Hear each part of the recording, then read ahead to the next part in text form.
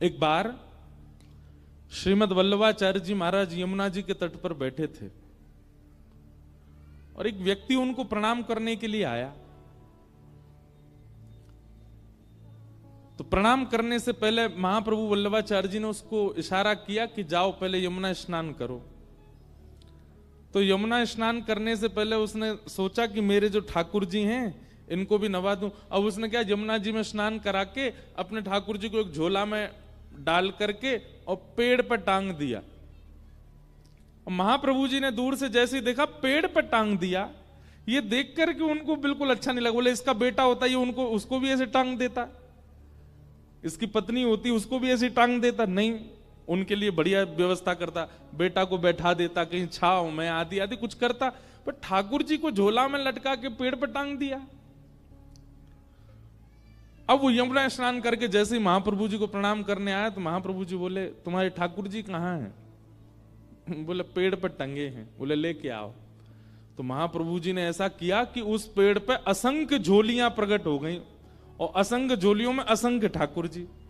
अब जैसे ही वो गया तो एक जैसी झोली और एक जैसी झोलियों में अनेक अनेक ठाकुर जी। महाप्रभु जी बोले तुम्हारे ठाकुर जी कौन से, ढूंढो इनमें से। कितने साल से सेवा कर रहे हो? बोले 15-20 वर्ष हो गए। ढूंढो तुम्हारे ठाकुर जी कौन से हैं। वो अपने ठाकुर जी नहीं ढूंढ पाया।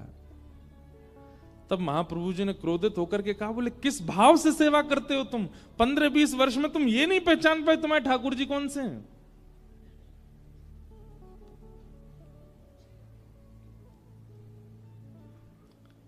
चैतन्य मानेंगे तो उनके प्रति भाव बनेगा। जड़ मानेंगे तो फिर ठाकुर जी भी जड़ ही बन जाते हैं। वो उनको भी आपसे कोई अभिप्राय नहीं होता। हमारे वृंदावन के एक ठाकुर हुए श्री मदन मोहन जी। कौन? जोर से बोलो, कौन? मदन मोहन। वृंदावन रसामृत पद सुना आप लोगों ने? उस वृंदावन रसामृत पद में दूसरे ठाकुर हैं श्री मदन मोहन। बिहरत निस दिन कुंज गलिन में ब्रज जन मन सुख धाम, मदन मोहन को रूप निरख सनातन बलि बलि जाए। गाएंगे, कथा के विश्राम में गाएंगे, आप लोग याद कर लेना। वैसे तो सब वैष्णवों को याद है, भारत में जहां भी हम जाते हैं सब सुनाते हैं। तो हमारे वृंदावन के 7 ठाकुरों में दूसरे ठाकुर हुए श्री मदन मोहन जी। बहुत ध्यान पूर्वक सुनिएगा। ठाकुर जी की सेवा ऐसी करो कि आप अपने ठाकुर को नहीं पहचानो, ठाकुर जी आपको पहचान जाएं। आप अपने ठाकुर को कभी नहीं पहचान सकते, ठाकुर ही आपको पहचानते हैं। और वो तभी पहचानेंगे जब आप उनके प्रति चैतन्य भाव रखोगे। उनको धातु का नहीं मानो, उनको मार्बल का नहीं मानो, उनको किसी अन्य धातु का मत समझिए कभी भी। तो श्री मदन मोहन जी की ऐसी कथा आती है कि मदन मोहन जी जयपुर में विराजते थे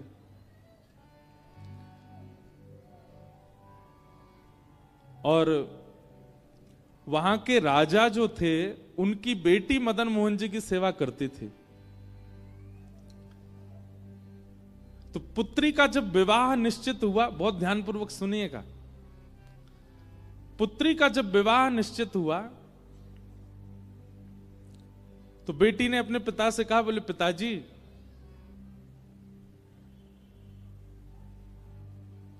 आप कुछ मत दीजिए लेकिन मेरे विवाह में मदन मोहन जी को मुझे दे दीजिए, मैं अपने संग ले जाऊं इनको। तो पिता थोड़े से व्याकुल हो गए, बोले बेटिया तू कुछ भी मांग ले, मदन मोहन जी को मत लेके जा। बेटी ने कहा, बोले कि और कुछ नहीं चाहिए, केवल मदन मोहन जी चाहिए, मैंने इनकी बड़ी सेवा की बचपन से, आप केवल इनको मुझे दे दीजिए। तो पिता और पुत्री दोनों ही सेवा के इतने लोभी थे। देखो, लोभ संसार में हो तो बुरा, सेवाओं में तो बुरा नहीं। मैं तो कथाओं में कहा करता हूं कि जितने भी अवगुण है ना, वो अवगुण बुरे कब बन जाते हैं? जब वो संसार में होते हैं। क्रोध बुरा कब? जब संसार में। अगर ठाकुर जी के प्रति कभी कभी मीठा क्रोध हो तो बुरा नहीं होता। लोभ बुरा कब है? जब संसार में। लेकिन वही लोभ भक्ति में हो, कथा में हो, नाम जप में हो तो बुरा नहीं है।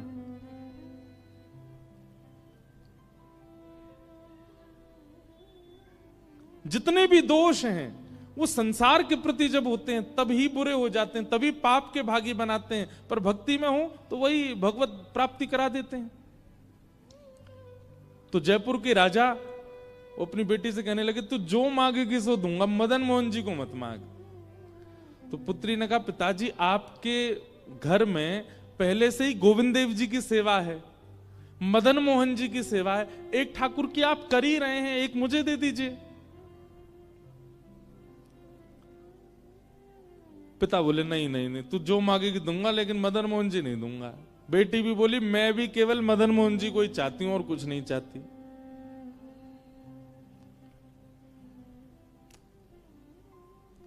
पिता ने कहा, चल ठीक है, एक काम करते हैं। बोले, क्या? मैं तेरे सामने 5 मूर्तियां रखूंगा और तेरी आंखों पे पट्टी बांधूंगा। अगर स्पर्श करके तूने बता दिया कि मदन मोहन जी कौन से, तो मदन मोहन जी को तू ले जाइयो, और स्पर्श करके भी अगर तू नहीं बता पाई तो फिर मदन मोहन जी मेरे पास ही रहेंगे। लेकिन उस पुत्री को पूरा भरोसा था कि मैं पहचान जाऊंगी मदन मोहन जी कौन से। राजा ने 5 स्वरूप तैयार करवाए, एक जैसी कदकाठी, एक जैसा इत्र, एक जैसी पोशाक, एक जैसी माला, एक जैसी पगड़ी, एक जैसे अलंकार, एक जैसी वंशी, बिल्कुल सब कुछ एक जैसा। कोई व्यक्ति पहचान ही नहीं पाएगा कि इनमें मदन मोहन जी कौन से हैं, 5 एक जैसे। और पुत्री से कहा, बेटी 5 स्वरूप तैयार हो गए, सुबह अब तुम्हारी परीक्षा होगी, अगर तुमने पहचान लिया तो मैं तुम्हें वचन देता हूं कि तुम्हारे दहेज में मदन मोहन जी जाएंगे। रात भर पुत्री बेचारी बड़ी परेशान, बोले कि कहीं मैं हार ना जाऊं, कहीं मैं चूक ना जाऊं, कहीं ऐसा ना हो कि मदन मोहन जी रह जाएं। रात भर प्रार्थना करती रही तो मदन मोहन जी उसके स्वप्न में आ गए, और स्वप्न में आकर के बोले, काय को चिंता कर रही है? बोले, मैं ये चिंता कर रही हूं कि ये 5 पिताजी ने एक जैसे बनवाए, मैं कैसे पहचानूंगी आप कौन से हो? मदन मोहन जी बोले, तू बिल्कुल चिंता मत कर, स्वप्न में बोल रहे हैं उसको। मदन मोहन जी बोले, तू जब 5 का स्वरूप देख रही हो, सब लोग इधर देखो, और विशेष रूप से आगे वालों से हमारी बहुत विनती है, बहुत सावधानी से सुनो, पीछे वाले बिल्कुल सावधानी से बैठे, आगे वाले भी बैठो। तो मदन मोहन जी स्वप्न में बोले, एक काम कर। बोले, क्या? कल जब 5 को तू देखे ना, तो मुख देखने के बाद, वक्ष देखने के बाद, चरण देखने के बाद, जो ऐसे भुजा होती है ना वंशी बजाने वाली, त्रिभंग ललित स्वरूप है, उन भुजाओं के ऊपर हाथ फेरियो, और बोले, देखते देखते जिस स्वरूप की उंगली खड़ी हो जाए, समझ जाना वही मैं हूं, और तू पिता को बता दियो कि ये रहे मदन मोहन जी। ठाकुर जी ने क्या कहा? जिस स्वरूप की उंगली ऐसे खड़ी हो जाए तेरे स्पर्श से, तू बस पकड़ करके बोल दो, पिताजी यही मदन मोहन, वो मैं ही हूंगा। अब देखो इस कथा में क्या है कि भक्त ठाकुर जी को नहीं पहचान रहा है, ठाकुर जी भक्त को पहचानेंगे, ठाकुर जी भक्त के पास रहना चाहते हैं। सोचो, विचार करो कि उस राजा की पुत्री की भक्ति कैसे होगी कि ठाकुर जी अपने जड़ स्वरूप में उंगली खड़ी कर देंगे। इसका मतलब क्या है? ठाकुर जी जड़ हैं नहीं, ठाकुर जी चेतन नहीं है। ये तो हमारी भक्ति की न्यूनता, हमारी भक्ति स्वभाव की सूक्ष्मता है कि हमको उनमें जड़ का अनुभव होता है, हमको उनमें जड़त्व का अनुभव होता है।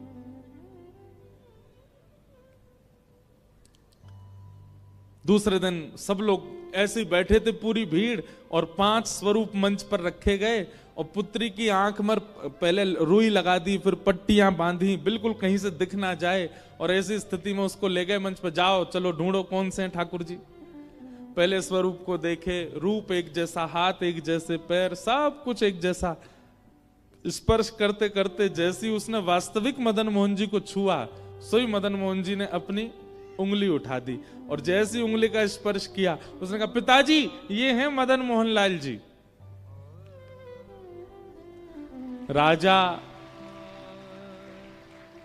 राजा ने मदन मोहन जी को प्रणाम नहीं किया, अपनी पुत्री को प्रणाम किया। बोले बेटी तूने नहीं पहचाना है, उन्होंने पहचाना है तुझे। तेरा स्पर्श होते ही मैंने देख लिया था कि उन्होंने अपनी उंगली हिलाई थी, अपनी उंगली खड़ी की थी। इसका मतलब तू नहीं ले जाना चाहती है उनको, वो जाना चाहते हैं तेरे साथ में। तू ले जाना चाहती तो मैं नहीं देता, लेकिन वो जाना चाहते हैं इसलिए मैं नहीं रोकूंगा। और अपनी पुत्री का विवाह करके एक पालकी में पुत्री बैठ करके गई और दूसरे रथ में महाराज दहेज में ठाकुर जी मदन मोहन जी कहां गए? करौली, राजस्थान। राजस्थान में करौली, जहां आज भी मदन मोहन जी विराजते। ठाकुर जी दहेज में आए। ऐसी भक्ति कब प्रकट होती है? जब ठाकुर जी के प्रति चैतन्य भाव हो। अभी मैं कुछ दिन पहले एक न्यूज देख रहा था, एक माता जी कह रही थी कुंभ में मेरे ठाकुर जी खो गए। मैंने कहा भैया बेटा खो जाते, भैया खो जाते, माता पिता खो जाते, ठाकुर जी खो गए कुंभ में? ठाकुर जी खो गए, उनके सेवा के ठाकुर जी। अब वो कह रही थी न्यूज चैनलों पे सब जगह मेरे ठाकुर जी कहीं मिल जाएं तो बताना। हम उन मां के प्रति संवेदना व्यक्त करते हैं, लेकिन एक बात हम यह भी स्पष्ट करते हैं कि यदि सेवक ने भाव से सेवा की होगी, सेवक ने बहुत प्रेम दुलार लाड़ किया होगा, तो ठाकुर जी स्वयं आ जाएंगे। ठाकुर जी जा नहीं सकते। हमारी बात को आप कहीं लिख लीजिएगा। ठाकुर जी जड़ इसलिए हैं, मुझे और आपको चुनौती दे रहे हैं। ठाकुर जी बोले तेरी भक्ति में सामर्थ्य हो, तुझ में सामर्थ्य हो तो तू मुझे चैतन्य बना के दिखा। मैं कथा में कहा करता हूं, एक खेल खेलते थे हम बचपन में। सब लोग इधर देखो, एक खेल खेलते थे, पता नहीं आपके झारखंड में खेलते हैं कि नहीं बच्चे। आजकल तो फोन आ गए ना, तो बच्चों ने फिजिकल गेम्स खेलना बंद कर दिया। लेकिन बचपन में हम एक गेम खेलते थे, बर्फ पानी। खेला है? उसी का एक दूसरा रूप होता है विष अमृत। बहुत बढ़िया बढ़िया खेल हैं ये। उसमें क्या होता था कि एक व्यक्ति जो है वो सबको छूता है और दौड़ करके जिसको छू लेता है वो फिर बर्फ बन जाता है। अब बाकी के लोग जो हैं वो उसके चारों तरफ घूमते रहते हैं, वो उसको पानी बनाने का प्रयास करते, वो जाके जैसे उसको खींचते हैं तो वो पानी बन जाता है। अब देखो, जिस समय वो व्यक्ति बर्फ पानी जब बच्चे खेलते हैं तो उसमें जब बर्फ बनता है, क्या वो सच में बर्फ है? क्या वो सच में एक स्थूल व्यक्ति है? नहीं, वो चैतन्य है, लेकिन एक खेल के रूप में वो अपने आप को स्टैच्यू मान लेता है, अपने आप को बर्फ मान, फिर जिस आकृति में होता है वैसे ही रह जाता है। एक और खेल खेलते थे उसमें ऐसा बोलना, मतलब 10 तक गिनती गिनो, पीछे सारे बच्चे जो हैं वो ऊट पटांग हरकत करते रहेंगे और 10 बोलते ही जितने भी बच्चे उन सबको एक स्टैचू बनना पड़ता है। कोई बच्चा ऐसे हो जाता है, कोई ऐसे हो जाता है, कोई कुछ कुछ, फिर वो आकर के सबके पास आके सबको हंसाने का प्रयास करता है ना। पता नहीं आप लोगों ने खेला है कि नहीं, हमने खूब खेले, ये सब खेले हैं। तो फिर वो उसको नियम होता है, तुम छुओगे नहीं किसी को, लेकिन बातें बोल के उसके पास उसको, अगर तुमने उसको हंसा दिया, अगर उसके हाथ पांव सीधे कर दिए तो तुम्हारी जीत हो जाती है। ठीक वैसे ही ठाकुर जी ऐसे खड़े और हम आप सब लोगों को अधिकार मिला है कि हमें ठाकुर जी को हंसाना है, हमें ठाकुर जी को बिठाना है, हमें ठाकुर जी को सुलाना है, हमें ठाकुर जी को गोद में लेना है। और उस खेल में विजय प्राप्त करने के लिए ही ये भागवत की कथा सुनाई जा रही है कि ठाकुर जी को कैसे हंसाओगे, कैसे बिठाओगे, कैसे नचाओगे, कैसे गोद में लोगे, वो सारी क्रियाएं बताई जाती हैं कथा में। ये खेल है। उसी खेल की पूर्णता बताई जा रही है यहां पर।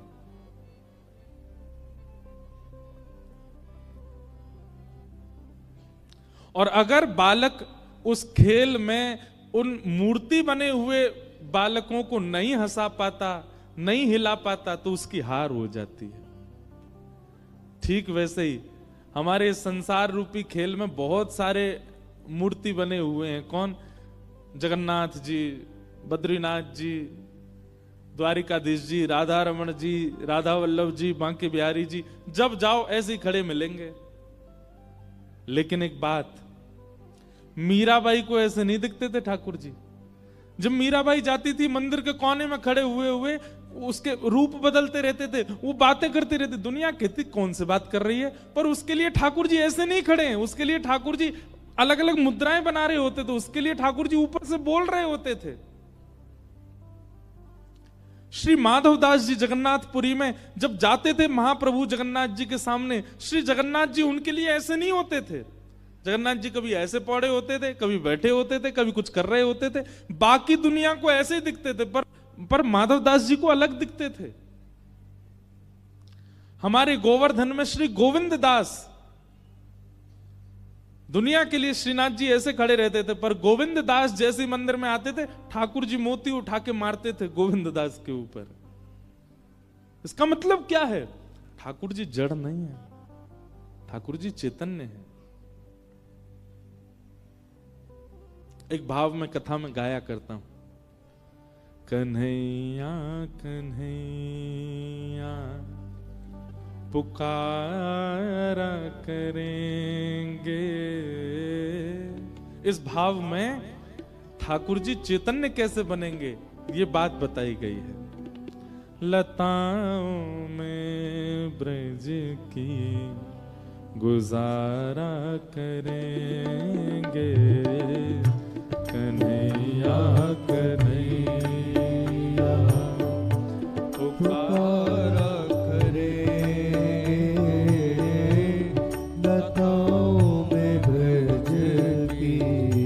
ताली बजा के गाओ, गुजारा करेंगे। ओ कन्हैया कन्हैया पुकारा करेंगे, लताओं में ब्रज की गुजारा करेंगे। कन्हैया कन्हैया पुकारा करेंगे, लताओं में ब्रज की गुजारा करेंगे। ओ जो रूठेंगे हम से वो बांके बिहारी, जो रूठेंगे हम से बांके बिहारी, जो रूठेंगे हम से वो बांके बिहारी, जो रूठेंगे हम से वो बांके बिहारी। चरण पड़ उन्हें हम मनाया करेंगे, चरण पड़ उन्हें हम मनाया करेंगे। ओ चरण पड़ उन्हें हम मनाया करेंगे, चरण पड़ उन्हें हम मनाया करेंगे। कन्हैया कन्हैया पुकारा करेंगे, लताओं में ब्रज की गुजारा करेंगे।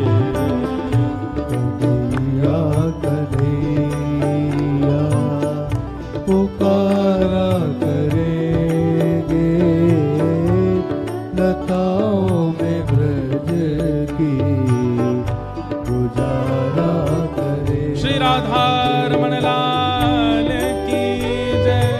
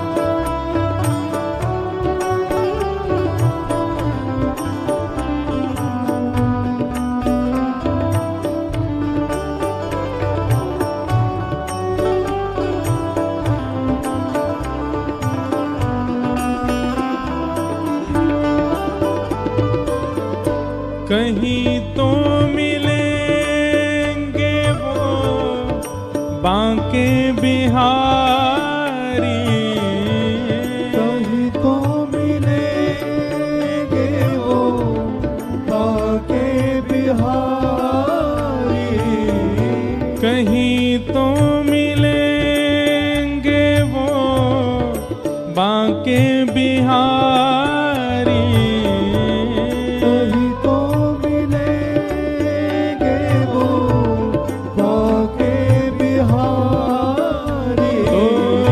चरण पड़ोगे हम मनाया करेंगे, चरण पड़ोगे हम मनाया करेंगे। हाँ, चरण पड़ोगे हम मनाया करेंगे, चरण पड़ोगे मनाया करेंगे। कन्हैया कन्हैया पुकारा करेंगे, लताओं में ब्रज की गुजारा करेंगे। कन्हैया कन्हैया पुकारा करेंगे, लताओं में ब्रज की गुजारा करेंगे। कन्हैया कन्हैया पुकारा करेंगे, लताओं में ब्रज की गुजारा करेंगे। कन्हैया कन्हैया पुकारा करेंगे, लताओं में ब्रज की गुजारा करेंगे। और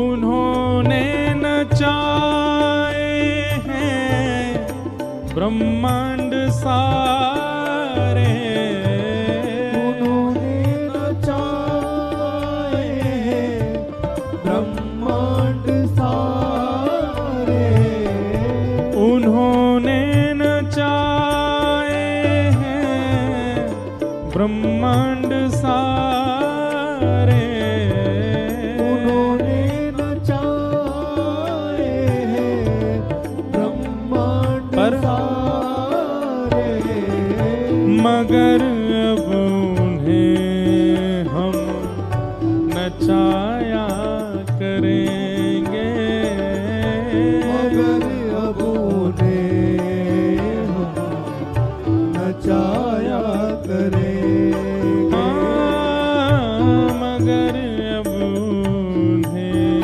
हम नचाया करेंगे, मगर अब उन्हें हम नचाया करेंगे।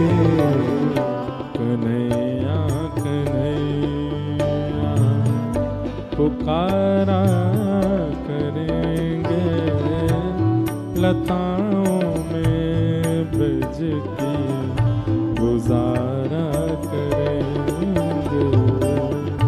कन्हैया कन्हैया पुकारा गुजारा करेंगे लताओं में ब्रज की गुजारा करेंगे। ओ कन्हैया कन्हैया पुकारा करेंगे लताओं में ब्रज की गुजारा करेंगे। कन्हैया कन्हैया पुकारा करेंगे लताओं में ब्रज की गुजारा करेंगे। गोविंद बोलो हरि गोपाल बोलो, गोविंद बोलो हरि गोपाल बोलो, गोविंद बोलो हरि गोपाल बोलो, गोविंद बोलो हरि गोपाल बोलो। श्री राधा रमण हरि गोविंद बोलो, राधा रमण हरि गोविंद बोलो, श्री राधा रमण हरि गोविंद बोलो, राधा रमण हरि गोविंद बोलो, श्री राधा रमण हरि गोविंद बोलो, राधा रमण हरि गोविंद बोलो, श्री राधा रमण हरि गोविंद बोलो, राधा रमण हरि गोविंद बोलो, श्री राधा रमण हरि गोविंद बोलो, राधा रमण हरि गोविंद बोलो, श्री राधा रमण हरि गोविंद बोलो, राधा रमण हरि गोविंद बोलो, हे गोविंद बोलो गोपाल बोलो, गोविंद बोलो गोपाल बोलो, हरि गोविंद बोलो गोपाल बोलो, गोविंद बोलो गोपाल बोलो, श्री राधा रमण हरि गोविंद बोलो, राधा रमण हरि गोविंद बोलो, श्री राधा रमण हरि गोविंद बोलो, राधा रमण हरि गोविंद बोलो, श्री राधा रमण हरि गोविंद बोलो, राधा रमण हरि गोविंद बोलो, श्री राधा रमण हरि गोविंद बोलो, राधा रमण हरि गोविंद बोलो, श्री राधा रमण हरि गोविंद बोलो, रमण हरि गोविंद बोलो, श्री राधा रमण हरि गोविंद बोलो, राधा रमण हरि गोविंद बोलो, श्री राधा रमण हरि गोविंद बोलो, राधा रमण हरि गोविंद बोलो, श्री राधा रमण हरि गोविंद बोलो, राधा रमण हरि गोविंद बोलो, श्री राधा रमण हरि गोविंद बोलो। राधा रमण हरि जय जय श्री राम, जय जय श्री राम, जय जय श्री राम।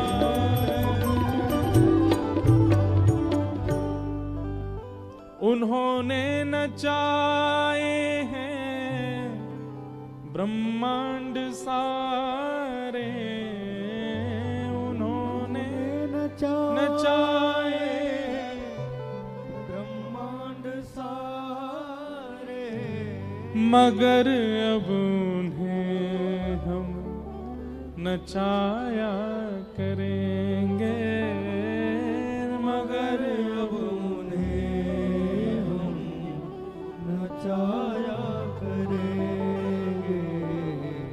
किस भाव में?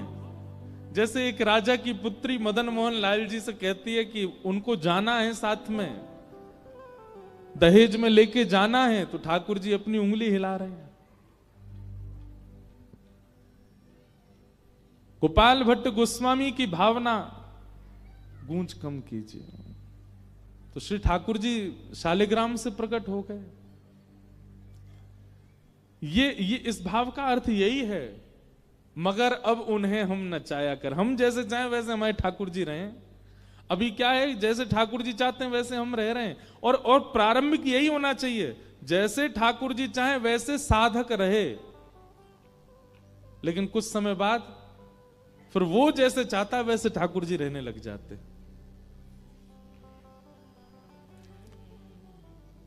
राम कथा में एक प्रसंग आता है केवट का, और केवट प्रसंग में एक भाव आता है कि जब केवट राम जी को नाव में बैठा लेता है तो लेकर के जैसे ही पल्ली पार जाने लग जाता है तो बीच रास्ते में ही, बीच नदी में पहुंचते ही केवट नाव वापस घुमा लेता है। लक्ष्मण जी कहते हैं, ए भाई क्या कर रहे हो, वापस क्यों लेके जा रहे हो? केवट कहता है, बोले चालक कौन है, मैं कि आप? बोले तुम हो। तो बोले तो फिर मेरे पे विश्वास रखो ना, मैं जैसे चला रहा हूं मुझे पता है ना नदी का क्या कैसे वेग है, कब कहां कैसे लेके जाना है, इसलिए मुझे मत सिखाइए।